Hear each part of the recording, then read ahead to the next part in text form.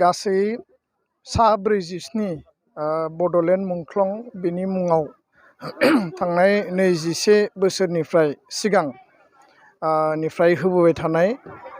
खैराबारि दखरा एबसु आरो regional sports association आरो बानजाय आफाद दिनै जोबथा बादायलायनाय आरो फाइनाल गेम आरो बे फाइनाल गेमाव दिनै गोबां आलासि फैदों मोननै टीमा दिनै फाइनाल स्टेजाव फैनो हादों मुंख्लंफोरनि जि गेदेरथार जि त्याग आरो बिहोमा आरो बिथांमोना बड'लेण्ड सोमावसारनायाव बर' माहारिनि थांना थानाय आरो बर' माहारिनि उदांस्रिनि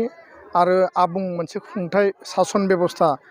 आरो हारि हिसाबै गेरेमसा माहारि दानायनि थाखाय जि जिउ त्याग खालामबाय बिथांमोनखौ गोजोरै गोसोखांबाय थानो थाखाय आरो इयुन जेनेरेशननो बिथांमोननि मावलांनाय हाबाफारिफोरखौ जुगामि खालामनायनि मोनसे थांखिजों जोंनि दखरा आफादफोरा गोबां दखरायानो मार्टियार्सनि मुङाव फुटबल गेम होयो आरो दिनै बड'लेण्ड मार्टियार गल्ड काप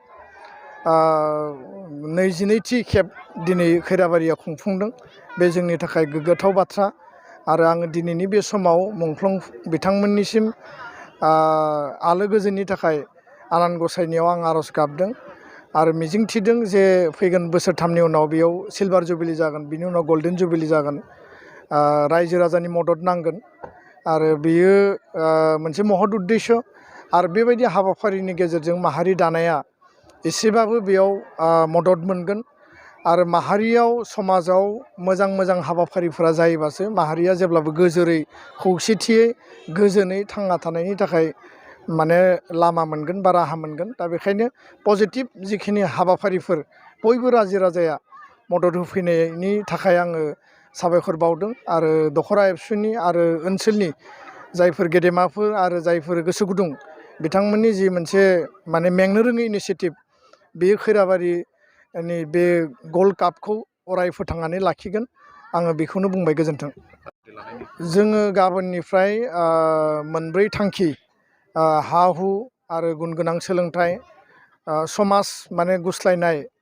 समाज बेरेखा हाबाफारिफोरखौ ज्राब गारनानै समाजखौ गोग्गो गोथार खालामनाय